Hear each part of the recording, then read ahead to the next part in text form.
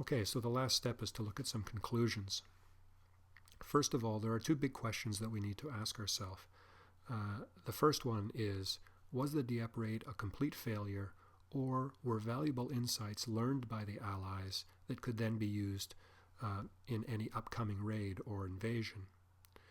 The second question is, did Mountbatten create a poor plan, or did Churchill secretly take over and design something that was almost sure to fail to show that the Soviet leader, Stalin, that the Allies just weren't ready for anything more? Now, if you believe in conspiracy theories, that might seem viable to you, but it's going to be up to you to decide. Ultimately, as a student of history, you need to get data, you need to find evidence, you need to synthesize and analyze, and then ultimately you will come up with your own hypothesis. So you must decide what you think. Now, there were a number of lessons learned in this event. First of all, as far as the beachhead requirements are concerned, at the beginning of the war, I think the Allies would have thought we need to capture a harbor. If you're going to have an invasion force of the size that was needed to try to recapture Western Europe, we're talking about hundreds of thousands of men and hundreds of thousands of gallons of fuel and millions of rounds of ammunition. So you need to be able to take all of that equipment from England and deliver it to France. And in order to do that, you need to have a port to land your ships at. However, at Dieppe, they learned that the ports were just too heavily defended, and so they needed to come up with a new plan, and the new plan was to create their own port. The second point, they needed to make sure that they had the best intelligence possible. It's not good enough to think that perhaps the situation is one way or the other. They need to make sure that they have people on the ground with up-to-date photographs so that they have exact information about the topography and also the defenses of the enemy.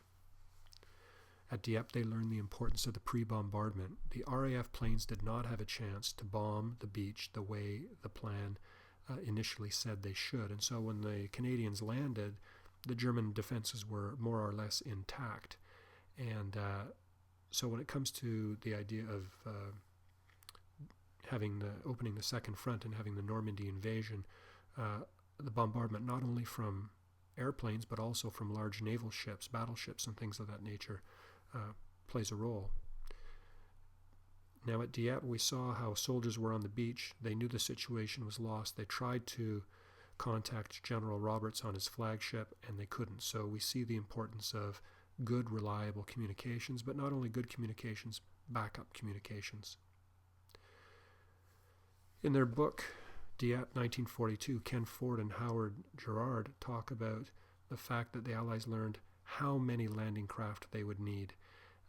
In order to be able to punch their way through the Atlantic Wall, they were going to have to land in one day in one small area thousands of landing craft with hundreds of thousands of soldiers. And if those landing craft were armored to give the soldiers as much protection as possible until they had to get out of them, even better.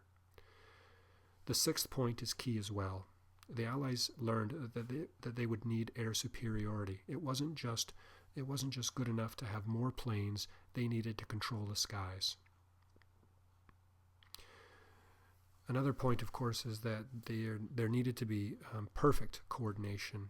We can think of the metaphor of a dance. The Army, the Navy, and the Air Force would have to be so well coordinated, and they would have to be so used to working with one another for an invasion to work, and that would have to be worked out ahead of time.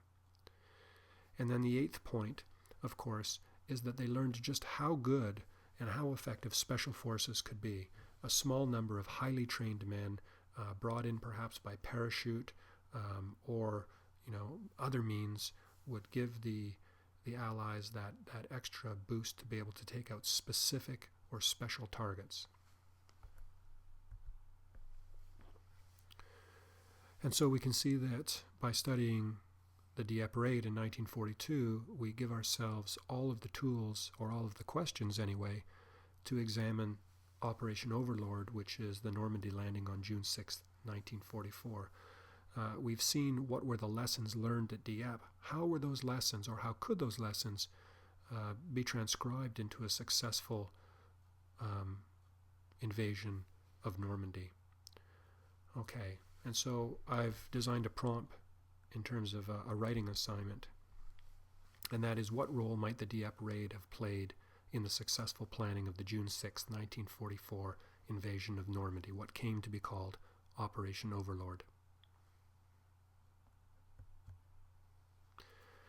There's all sorts of information on Dieppe, lots of good websites, and I'm going to suggest that as a starting point, you might like to go to the CBC Digital Archives. There's all sorts of short video clips and newsreel clips, as well as other things that will give you lots of good background information in terms of studying.